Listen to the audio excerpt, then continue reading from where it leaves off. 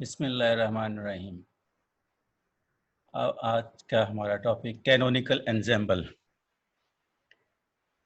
In the formulation of micro canonical ensemble we consider each microstate in the ensemble as the replica of the system in the laboratory.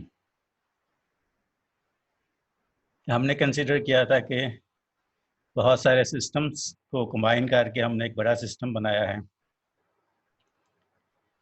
और जो gas molecules पर मुश्तमिल है, जो non interacting structureless और monoatomic molecules पर मुश्तमिल है। इनकी तादाद हमने n रखी थी और उनकी एनर्जी E के इक्वल ली थी। और उस तरह की फिर बहुत सारी जो सिस्टम्स थे उनको मिला के एक बड़ा सिस्टम, ह्यूज सिस्टम जो बना था, उसे माइक्रो कैनोनिकल एंसेम्बल का नाम दिया। The total number of replicas which is the same as the number of microstates is W, which is the function of number of molecules n, volume V, energy E, and any small variation in energy dE. So a very, very large number proportional to the nth power of some finite quantity. From thermodynamical point of view, the description of the physical state of the system in terms of its microstates contains too much information, which cannot possibly be observed even from a microscopic point of view.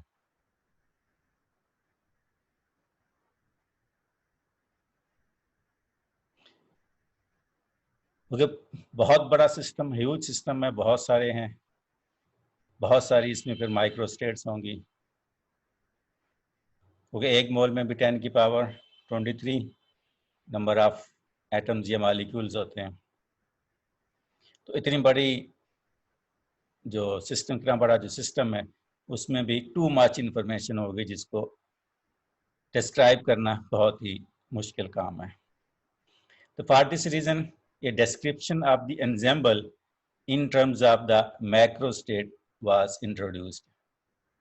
The number of microstate contained in a particular macrostate is given by this relation. We have already know this relation. W macro is equal to n factorial divided by n1 factorial, n2 factorial, so on, ni factorial, and so on. And g1 raised to power n1 multiplied by g2 raised to power n2 multiplied by so on, gi raised to power ni multiplied by so on. इसमें n जो है वो total number of molecule या total number of particle को show करता है। n1 पहले energy level E1 में पार्टिकल्स की तादाद को रिप्रेजेंट करता है जिसकी डीजेनरेसी यानी जिसमें नंबर ऑफ सेल्स G1 थे। n2 इसी तरह से दूसरे के लिए जिसकी एनर्जी E2 थी और उसमें G2 नंबर ऑफ सेल्स थी। इस तरह से ni उस एनर्जी लेवल को शो करता है जिसकी एनर्जी EI है और उसमें GI नंबर ऑफ सेल्स पाए जाते हैं। There is a relationship between this number and W, the total number of microstates in the ensemble, given by WNVED is equal to summation Ni W macro N1 N2 Ni. अब ये whole ensemble के लिए हमारे पास वो एक system के लिए था और ये अब होल एंसेम्बल जिसमें उस तरह के बेशुमार सिस्टम को हमने इकट्ठा किया। When this summation, where this summation is taken over all distinct sets of Ni satisfying these two conditions, the sum of all the particles N1 plus N2, which is equal to summation of Ni, must be equal to 1, and the sum of all the energies of the individual particles must be equal to total energy E. The most probable macrostate in the ensemble can be considered through the probability that a particle is found in one of the one particle energy eigenstate EI is given by the Maxwell-Boltzmann distribution. ये भी हमने निकाली पहले कि P of EI is equal to 1 over Z exponential minus beta II. इसके साथ एक और टर्म भी थी multiplied by GI, या जो कि डीजेनरेसी या नंबर ऑफ सेल्स को रिप्रेजेंट करती थी। इस केस में हम डीजेनरेसी जो है उसको 1 के इक्वल यानी GI इज इक्वल टू 1 ले रहे हैं। और बीटा जो है that is equal to 1/kBt। ये KB है, बीटा नहीं है। KB यानी Boltzmann constant. Beta is equal to 1/, ये जो टर्म बीटा है this is equal to 1/kBt। इसमें ये जो Z है that was the partition function and Z is equal to summation I exponential minus beta. इसमें भी एक्सपोनेंशियल से पहले यहाँ GI की टर्म थी, तो GI को 1 रखने से हमारे पास ये Z is equal to summation I exponential minus beta EI।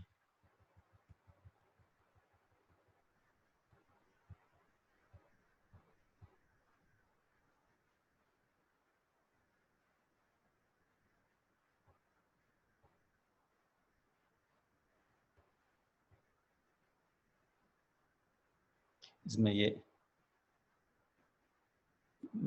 Maxwell Boltzmann distribution थी कि summation I probability of EI is equal to 1/Z GI exponential minus beta I। तो ये जो GI है इसको हमने 1 कर दिया उस केस में, तो हमारे पास ये रिलेशन है। इस तरह से Z की वैल्यू भी हमने जो ली थी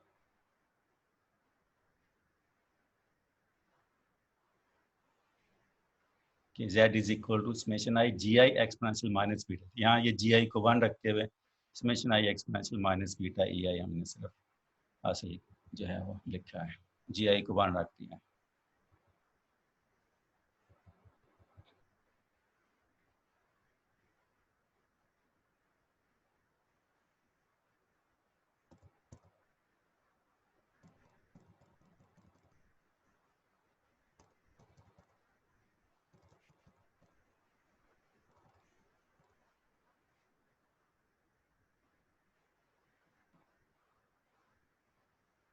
नो ये जो कुछ था वो हमने पहले माइक्रो कैनोनिकल एंसेंबल के लिए ये चीज़ें हमने पढ़ी हैं।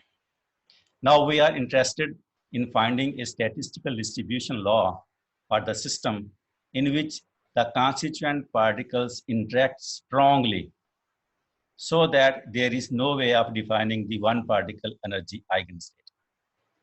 पहले जो हमने बात की थी माइक्रो कैनोनिकल एंसेंबल के लिए, उसमें था कि particles are structureless and non interacting, तो वो इंटरेक्ट नहीं करते जिसकी वजह से उनकी एनर्जी जो है वो कांस्टेंट थी। लेकिन अब हम कंसीडर कर रहे हैं system in which the constituent particles interact strongly interact करेंगे उनमें बहुत, जिसकी वजह से आप एनर्जी एक दूसरे को ट्रांसफर कर सकते हैं, जिसकी वजह से आपको एनर्जी की एक स्टेट नहीं मिलेगी, बहुत सी स्टेट्स मिलेंगी। So that there is no way of defining the one particle energy eigen state. वहाँ पे सारी की सारी energy state one particle energy state थी, लेकिन अब यहाँ पे so many particle energy eigen states होंगी। ओके, आपस के इंटरेक्शन की वजह से किसी पार्टिकल की एनर्जी कम हो जाएगी और किसी की बढ़ जाएगी। जब उनमें कोलिजन होगा तो कोलिजन से एनर्जी ट्रांसफर करेंगे एक दूसरे को और एनर्जी की वैल्यू कम ज़्यादा हो जाएंगी। और ये अब मैंने कहा था पहले भी बताया था कि जो क्लोज सिस्टम है उसमें एनर्जी पार्टिकल्स एक दूसरे के साथ एक्सचेंज कर सकते हैं, लेकिन उनकी तादाद जो है वो सेम रहती है। तो ये फिर क्लोज सिस्टम की तरफ हम जा रहे हैं कि जिसमें पार्टिकल जो है these are strongly interacting so the energy can be exchange between them. अब ये हम बात करें कि कैनोनिकल एंसेंबल जो है उसकी कैसे बनेंगे। तो उसके लिए the system is assumed to be made of n strongly interacting particles which is confined in a box of volume V and immersed in a large heat bath maintained at temperature T। अब हम जिस system की बात कर रहे हैं वो system है, उसके अंदर n strongly interacting particles हैं जिनको हमने एक बॉक्स जिसका वॉल्यूम V है उसके अंदर बंद कर दिया है। अब नंबर n जो है वो कांस्टेंट रहेगा, लेकिन चूंकि पार्टिकल स्ट्रांगली इंटरेक्टिंग है एक दूसरे के साथ एनर्जी जो है वो चेंज हो सकती है। और उस बॉक्स को फिर हमने एक हीट बाथ एक ओवन के अंदर रख दिया है जिसका टेम्परेचर T पे हमने मेंटेन किया हुआ है।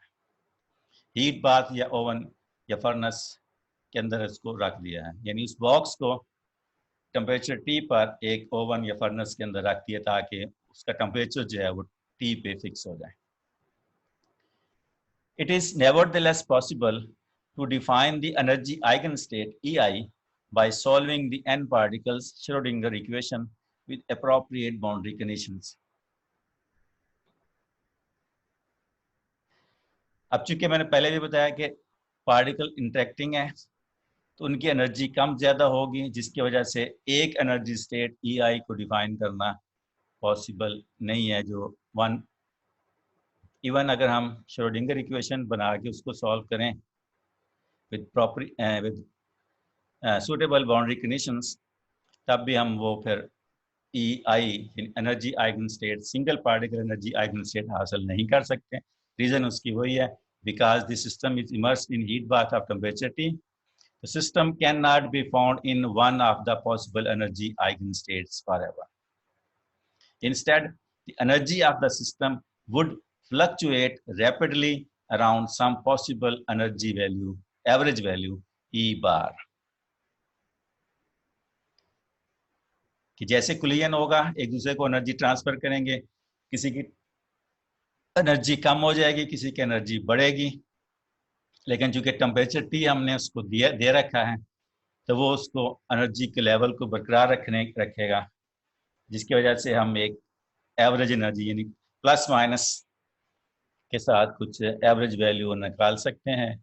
और ये जो स्मॉल वेरिएशन होगी कि टेम्परेचर यानी कुलियन की वजह से एनर्जी की बढ़ जाना या कम हो जाना, वो हम फ्लक्चुएशन में ले लेंगे, ये स्मॉल चेंजेस, जैसे DE की हमने पीछे बात की, स्मॉल चेंजेस DE। लेकिन एक एवरेज वैल्यू बहरहाल उस केस में हम निकाल सकते हैं E बार, जिसको हमने कहा है। तो अब हमारा सिस्टम जो है वो स्ट्रांगली इंटरेक्टिंग पार्टिकल्स के ऊपर मुश्तमिल है, जो एक बॉक्स के अंदर जिसका वॉल्यूम V है, और उस बॉक्स को हमने एक ओवन जिसका टेम्परेचर T है उसके अंदर रखा हुआ है, ताकि टेम्परेचर जो है वो T पे बरकरार रहे। जब पार्टिकल आपस में इंटरेक्ट करें तो उसकी वजह से जो एनर्जी कम ज़्यादा हो, टेम्परेचर कम ज़्यादा हो, तो उसको मेंटेन कर सके, ताकि टोटल एनर्जी E की वैल्यू जो है वो सेम रहे, उसमें चेंज ना आए। लेकिन आपस में पार्टिकल एक दूसरे के साथ एनर्जी एक्सचेंज कर सकते हैं, तो किसी पार्टिकल की एनर्जी कम हो जाएगी, किसी की बढ़ जाएगी। ये जो कमी पेशी है स्मॉल, इसको हम फ्लक्चुएशन का नाम दे रहे हैं। लेकिन इस स्मॉल फ्लक्चुएशन के साथ साथ हम एक एवरेज एनर्जी वैल्यू को डिफाइन कर सकेंगे। In this statistical mechanics formulation of this type of thermodynamic situation, we are interested to find the average value of the energy, entropy S of the system, and similarly all other thermodynamic potential. Particularly, we are interested in finding the statistical probability that the system will be found in one of the possible energy eigenstates EI. Main जो हमारा role है यहाँ पे find out करना, वो है probability की value कि अगर एक पार्टिकल या एक सिस्टम जो है उसकी एनर्जी EI है, तो उसकी किसी एनर्जी स्टेट में पाए जाने की जो पॉसिबिलिटी है वो क्या है, प्रोबेबिलिटी कितनी होगी। This task is most readily accomplished by means of canonical ensemble formulation. ये काम फिर हम प्रोबेबिलिटी फाइंड आउट करने के लिए हम कैनोनिकल एंसेंबल फॉर्मूलेशन बनाएंगे, कैनोनिकल एंसेंबल, और उसको फिर सॉल्व करके हम ये प्रोबेबिलिटी रिलेशन फाइंड आउट कर सकते हैं। अब ये कैनोनिकल एंसेंबल कैसे बनेंगी? In the form presented by E. Schrodinger, the heat bath surrounding the laboratory system under consideration is replaced by a collection of huge number m-1 of identical replicas of the laboratory system. अभी हमने जो ऊपर बात किया है कि हमारा system n strongly interacting particles हैं, जिसको हमने एक बॉक्स के अंदर बंद कर दिया है जिसका वॉल्यूम V था, और उस बॉक्स को हमने एक ओवन के अंदर जिसका टेम्परेचर T पे मेंटेन किया हुआ था उसके अंदर रख दिया।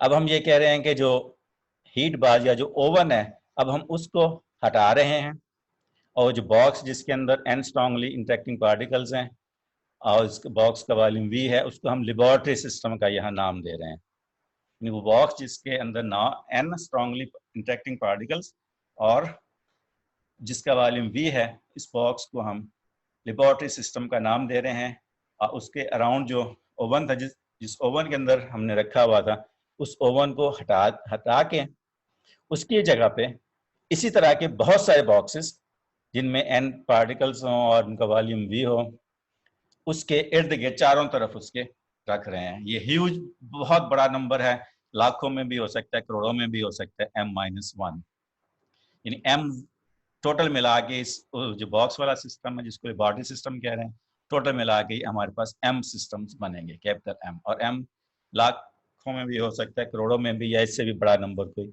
हो सकता है।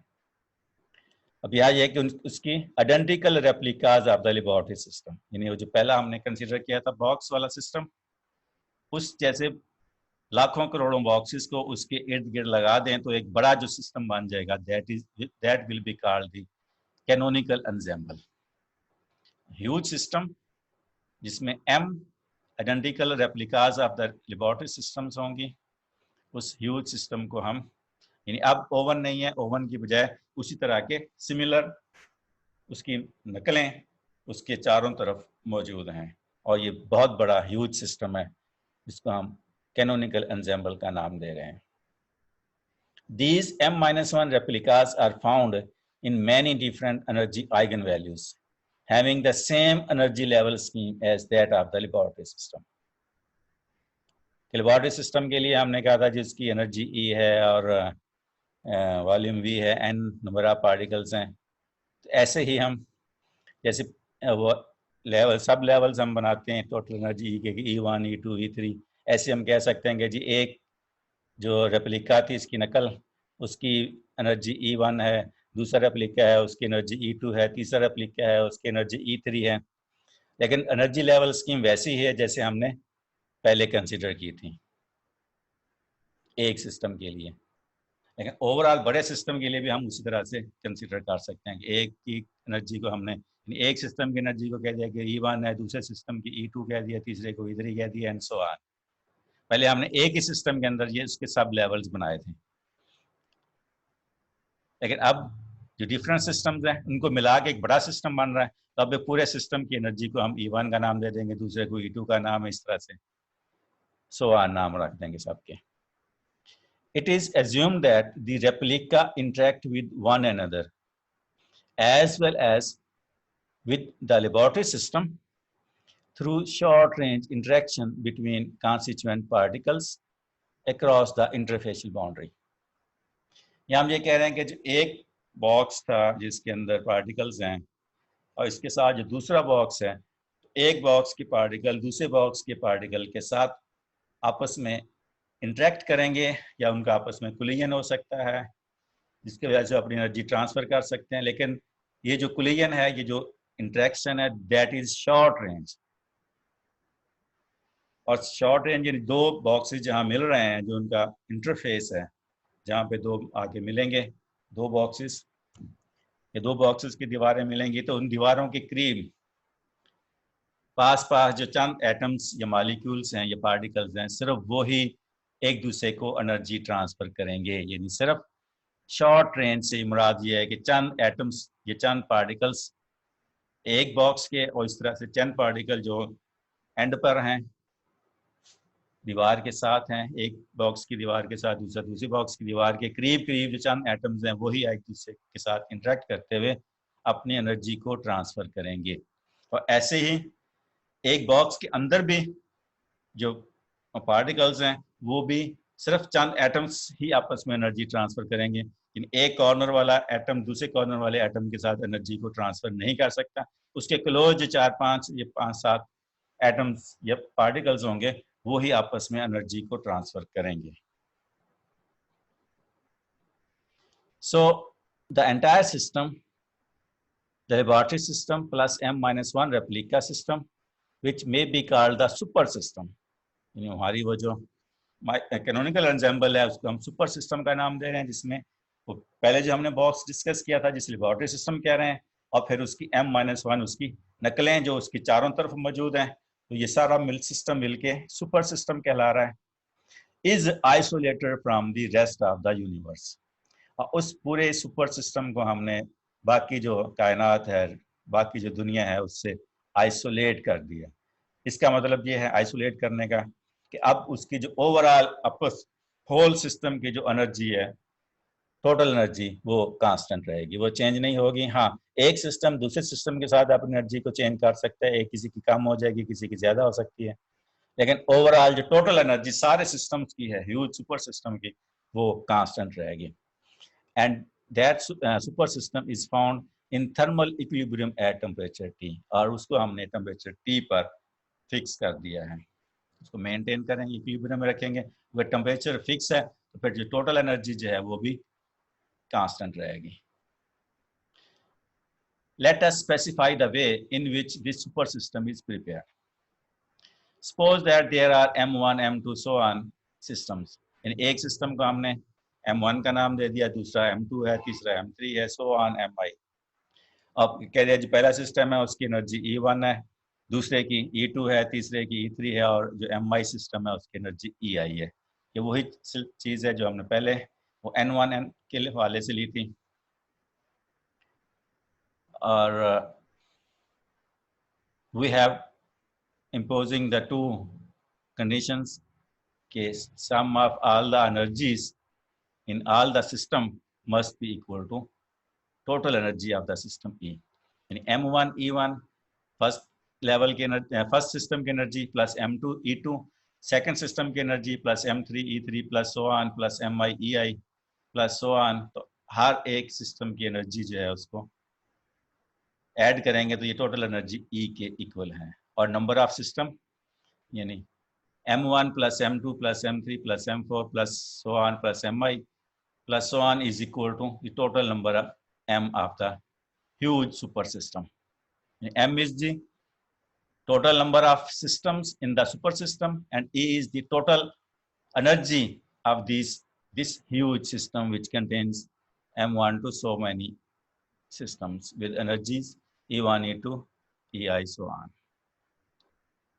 यहाँ पे एक और चीज जो है नोट करने वाली, the interaction energy between the replica systems does not appear in the energy balance equation because it is proportional to the total interfacial area, which is an order of magnitude smaller than any of the energy eigenvalues, which are a volume proportional quantity. अभी हमने बात की थी कि जो particles हैं एक box के अंदर, वो साथ वाले बॉक्स के पार्टिकल के साथ शॉर्ट रेंज इंटरेक्शन कर सकते हैं, जिसकी वजह से वो एनर्जी एक दूसरे को ट्रांसफर कर सकते हैं। लेकिन ये जो एनर्जी जो इस इंटरेक्शन की वजह से है, ये हमने ऊपर ये जो इक्वेशन है E is equal to summation I Mi Ei इसके अंदर कंसीडर नहीं की। उसकी वजह ये कि ये जो इंटरेक्शन वाली एनर्जी है कि आपस में एक दूसरे के कोलिजन की वजह से जो एनर्जी की वैल्यू जो मैग्नीट्यूड बनता है, कि मैग्नीट्यूड बहुत ही स्मॉल है, ख़ासतौर पर उस मैग्नीट्यूड के जो कि हम ये M1 E1 से हमें जो मिलेगा, क्योंकि इसका तल्लुक बॉक्स के साथ है और बॉक्स का वॉल्यूम है तो ये वॉल्यूम पे डिपेंड करता है। जबकि ये जो इंटरेक्शन वाली एनर्जी है वो जो दो बॉक्सेस के बीच की दीवार है उसके एरिया, इंटरफेस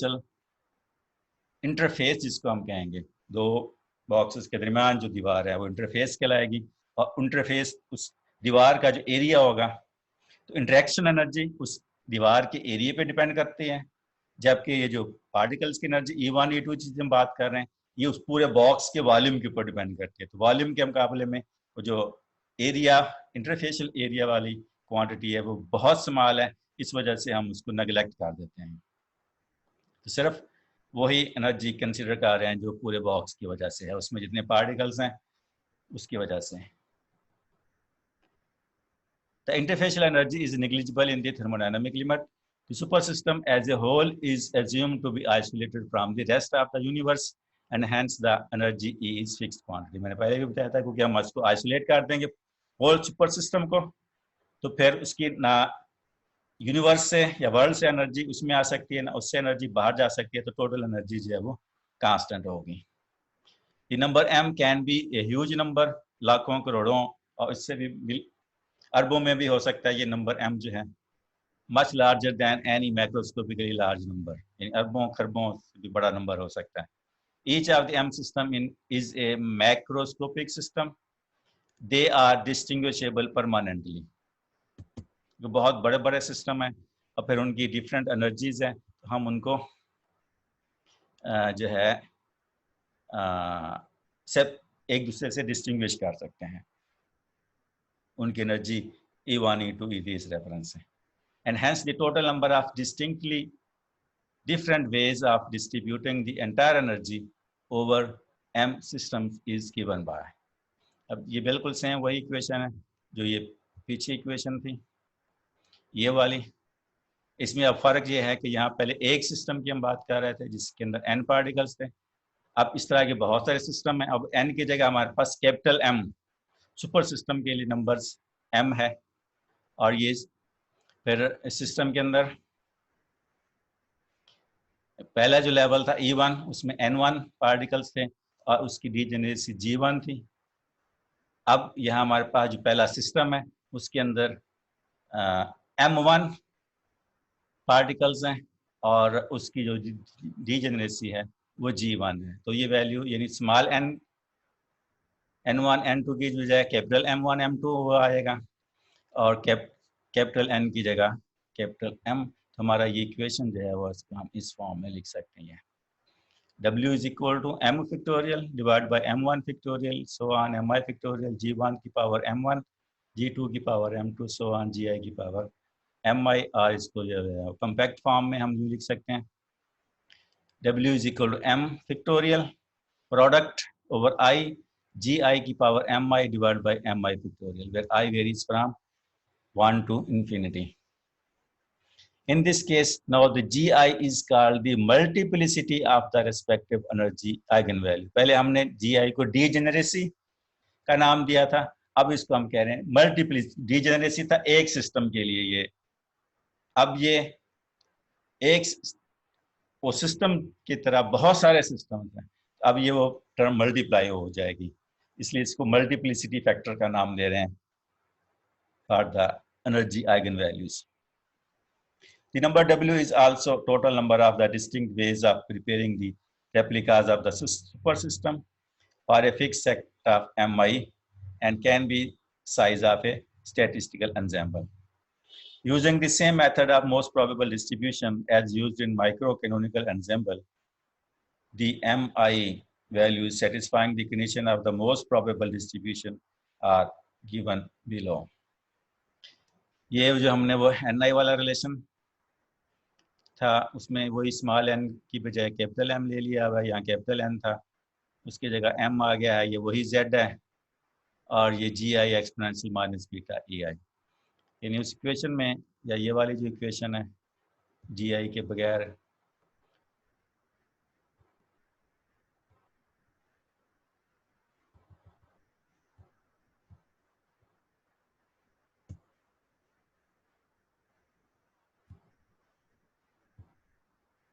इस तरह की ये जो इक्वेशन दी है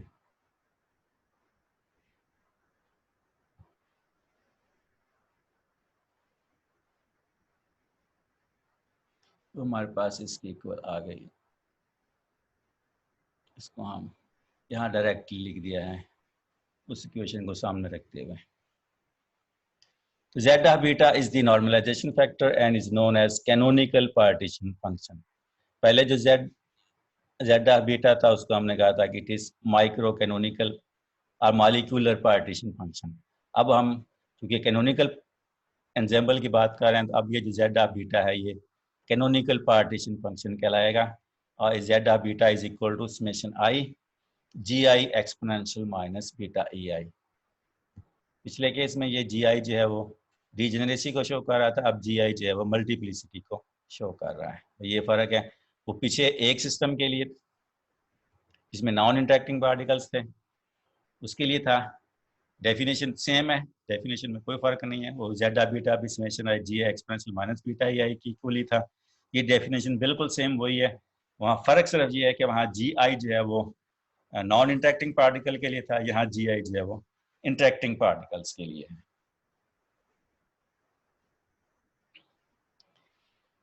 अब इसको डेरिवेटिव लेंगे बीटा के लिहाज से, तो समेशन जी आई डेरिवेटिव से बाहर आ जाएंगे। एक्सपोनेंशियल का डेरिवेटिव आप जानते हैं एक्सपोनेंशियल ही होता है। अब ये जो एक्सपोनेंशियल की पावर है माइनस बीटा ई आई, इसका डेरिवेटिव लेंगे बीटा के लिहाज से, तो माइनस ई आई डेरिवेटिव से बाहर निकलेगा।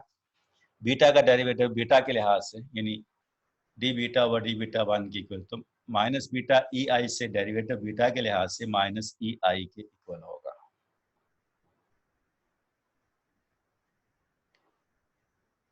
माइनस को इधर शिफ्ट कर दिया तो partial Z is equal to summation G I exponential minus beta I. The probability that a system randomly chosen in the supersystem is given in the energy eigenvalue EI and is given by ये ratio of mi over m, probability जो है वो mi over m की ratio है, तो ये mi over m is equal to gi z of beta exponential minus beta ei। ये mi की वैल्यू है, यानी ये m इधर डिवीजन में ले आए तो 1 over Z of beta g I exponential minus beta E i ये बचता है।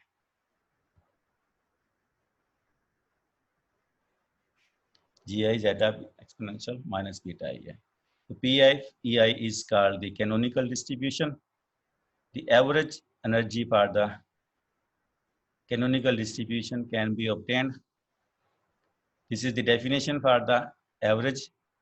If we want to find the x average value of x bar is equal to summation I xi probability of xi, where I varies from the 1 to the number of terms in the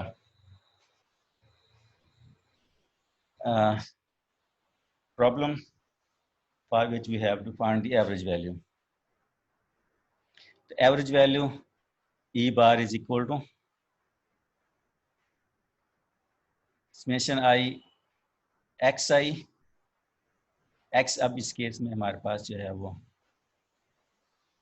E i है, it will be E i और probability of E i, यानी this will be summation i E i probability of E of i. Probability of E of i ये है g i Z of beta exponential minus beta i, तो ये summation आई, उसके बाद ये यहाँ आ गया ई आई और फिर ये g I exponential minus beta E i divide by Z of beta, और जेड ऑफ बीटा की ये जेड ऑफ बीटा की वैल्यू है summation i g I exponential minus beta E i. यानी इसमें x की जगह हमने xi की जगह ei पुट कर दिए और p ऑफ exi की जगह ये वैल्यू पुट कर दी है, तो हमारे पास ये रिलेशन आ गया।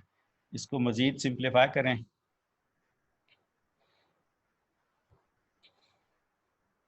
तो ये जो टर्म है summation i g I exponential minus beta ये हमने ऊपर सॉल्व किया, ये minus partial Z of beta by partial beta को रिप्रेजेंट करती है। यानी इस टर्म की जगह हम ये लिख सकते हैं और फिर इस टर्म के को जेड ऑफ बीटा से रिप्लेस कर देंगे।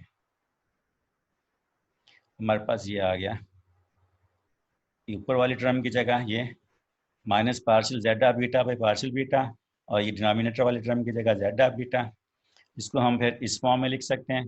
और इसको फिर फर्दर इस फॉर्म में लिखें log of Z of beta over log, जब हम डेरिवेटिव लॉग जेड का लेंगे तो लॉग का डेरिवेटिव यानी 1 ओवर जेड और फिर जेड का डेरिवेटिव, तो हमारे पास ये बनेगा। यानी ये वाली जो इक्वेशन है वो इस फॉर्म में लिखी जा सकती है।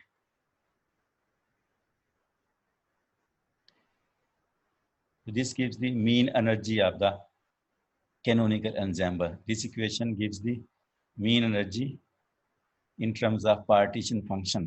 Okay, इधर हमारे पास पार्ट यानी ये E bar is equal to minus partial log Z over partial beta. मैंने बताया था कि जो पार्टीशन फंक्शन है ये बहुत इंपॉर्टेंट क्वांटिटी है। अभी आप देख रहे हैं कि अगर हमें जेड ऑफ बीटा की वैल्यू मालूम है तो इसका हम जस्ट बीटा के लिहाज से लॉग लेके तो average energy of the system find out कर सकते हैं।